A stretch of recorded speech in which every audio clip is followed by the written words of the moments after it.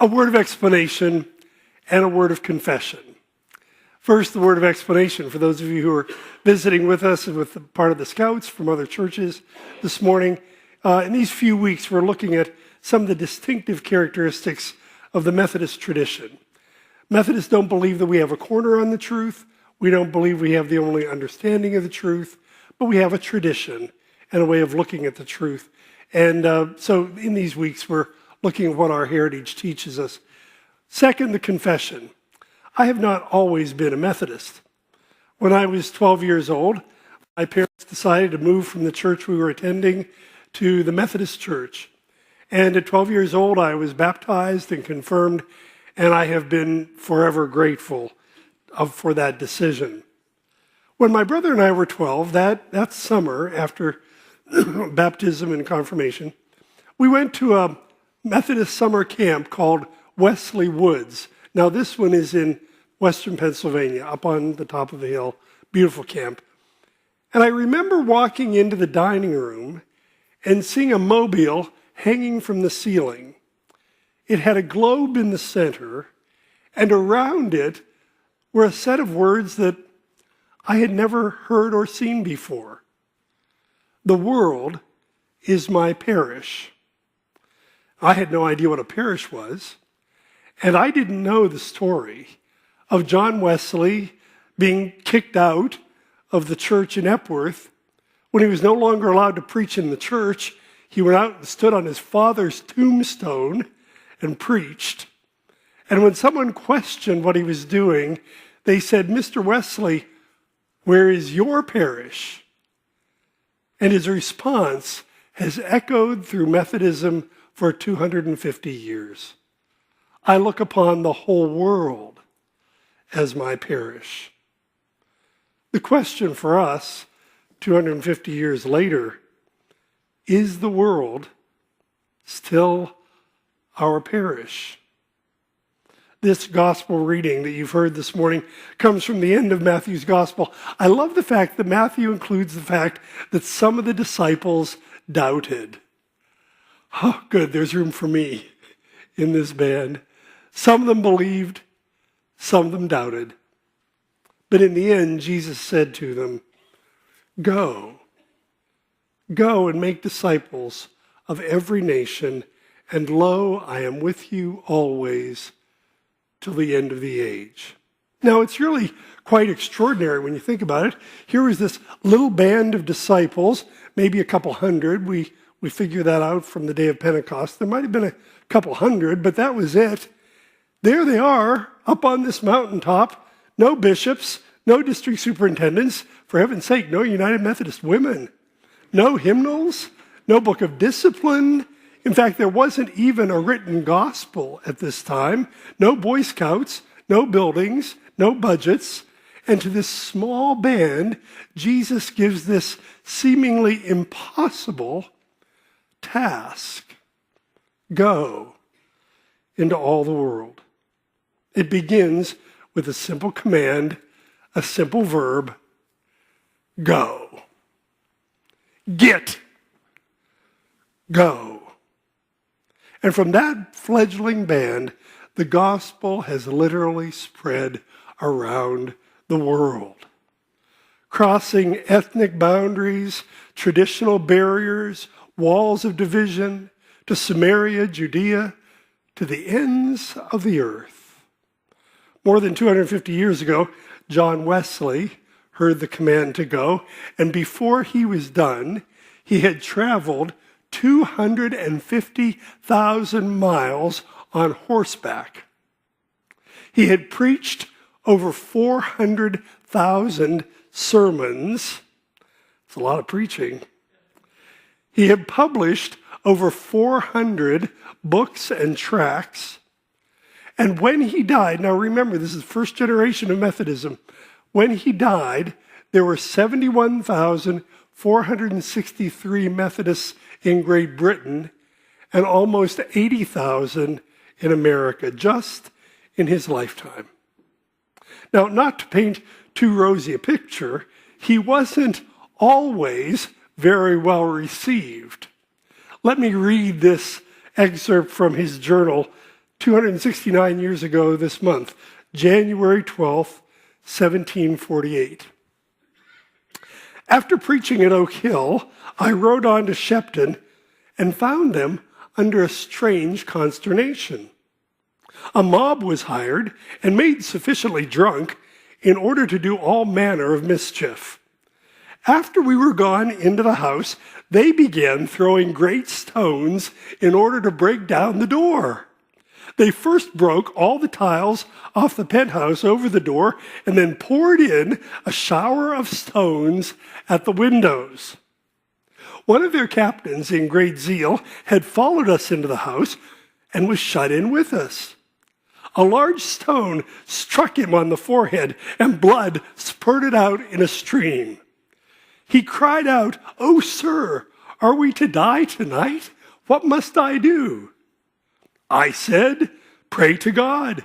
He is able to deliver you from all danger." And he began praying in such a manner as he had scarce done since he was born. We came to the lower room, and exactly whilst they burst in one door, we went out the other. They filled the house, proposed setting it on fire, but one of them happened to remember that his own house was next, and with much ado, he persuaded them not to do it. Not always welcome, not always well received, but he went anyway. And deep in the heart of Methodism is the passion to go, to share the love of Christ in all the world. On this side of the pond, the early Methodist circuit riders rode out on the frontier to the point that there still are more Methodist churches than there are post offices in the United States. They were out in all kinds of weather, in all kinds of situations, and in fact, there was a saying on the frontier, the weather is so bad that nobody's out except the crows and the Methodist preachers, because they saw the whole world as their parish. And again, is there any way for us to put ourselves in their place? In a day before automobiles, or railroads, or air travel, in days when nothing moved faster than a horse, in a day when most people in the land of Jesus never moved beyond their village, maybe, rarely to the next town, and yet Jesus instructed them to go into all the world. Not unlike the Boy Scouts movement, which is spread around the world to touch young men in every nation. Let me tell you a story about a Michigan Methodist, and happens to be U of M Methodist too. Judson Collins. Judson Collins grew up in a little town called Unadilla, Michigan. Now, I would put money on the fact, does anybody know where Unadilla is? Really? Whoa! Unadilla is a little crossroads near Chelsea, south of Stockbridge, over in that corner of the country. Judson Collins grew up on a farm in Unadilla. He was converted at a revival service, First Methodist Church in Ann Arbor. Judson Collins, in 1842, became a member of the first freshman class of the new University of Michigan. Go Blue. And in 1845, Judson, I hear the grumbling up in the choir loft. In 1845, Judson Collins graduated as one of the first 5 graduates of the University of Michigan. All of his records and papers are at the Bentley Library on the campus in Ann Arbor. Judson Collins became a teacher. He taught at Albion College, but he felt a call to go to China. And in 1847, at 24 years old, he made the incredible journey to China. There he tried to start a school. Because of the language and the food and the difficult conditions, it wasn't entirely successful. He stayed 3 years. He came home deathly ill, and in 1852, he died at only 29 years old. But it was the beginning of an educational program planted in China because of the life of one person who heard the call to go, who saw the whole world as his parish. Come with me to Estonia, one of those little Baltic republics for 50 years under the oppression of the Soviet regime. There were small bands of Methodists that had been there for now 100 years. They'd been there for 50 years. They managed to survive even under oppression, even with some of their pastors ending up in prison and actually martyred for their faith. When the change came in 1989, World Methodism came together and built a new mission center in Tallinn, Estonia. And today that church is carving new life out of the hard stone of the former communist empire. Come with me to Cuba, where the Methodist churches in Cuba are literally bursting at the seams. I preached in a church in Cuba where I've never had people standing around at the windows outside because they couldn't get in. We always seem to have enough seats in America. The church is growing and expanding because of the passion to go. Come with me to Africa, the fastest growing part not only of the Methodist Church, but of the Christian church in the world. Very soon, Africa will be the population center of the Christian church. Not Europe, not America, Africa. This is Black History Month. Let me tell you a story of an African-American Methodist. Her name was Mary McLeod Bethune. Mary McLeod Bethune was born the daughter of former slaves. At 5 years old, she was working on the farm with her parents. But she was determined to get an education. Through an amazing story, unpredictable story, she did just that. She actually went to college. She decided that she wanted to build a school for African American children. And so she did it by baking pies and selling them door to door until she had enough money to open a school.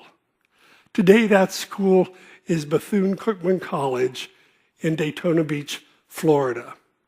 Mary McLeod Bethune became an advisor to President Franklin Delano Roosevelt, and until Rosa Parks, she was the only woman to be honored with a statue in Washington, D.C., because she had a vision and a passion to serve the world. One of the defining marks of Methodists has always been the willingness to go and to see the whole world as our area of ministry, as our parish. And so, as I say, the question for us, is the world still our parish? Do we feel a passion for the needs of the world? Do we still yearn for peace and justice for all of God's people? Do our hearts still break with the things that break the heart of God? War, strife, prejudice, hatred, violence, despair.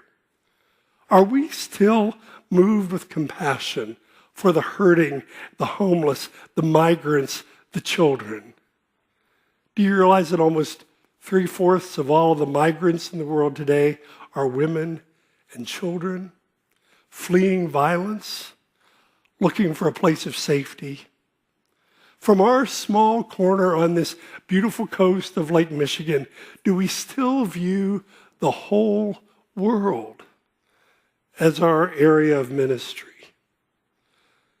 Well, Jesus gave the command, and with it he gave a promise. Lo, I am with you always to the end of the age. In your work of compassion for a needy world, lo, I am with you always. In your witness for justice and equality for all of God's people, lo, I am with you always. In your concern for children and youth, working in the community, caring for what happens in our schools, our Boy Scouts, and all the rest, lo, I am with you always. In the face of racial prejudice and religious radicalism and global terrorism, lo, I am with you always. Always. It's a long time ago now, but I was ordained back in 1973. I don't remember many of the details of that service, maybe two. One was I felt honored to be ordained by Reverend Roy Nichols, one of the first African-American bishops in the Methodist Church. The second, I remember the hymn that we sang as we left the chapel at Grove City College in Grove City, Pennsylvania, and marched out into the world. Go, make of all disciples. We welcome thy command. Lo, I am with you always. We take thy guiding hand. The task looms large before us. We follow without fear. In heaven and earth thy power shall bring God's kingdom here. Go. Go. And lo, I am with you always. Always. Always.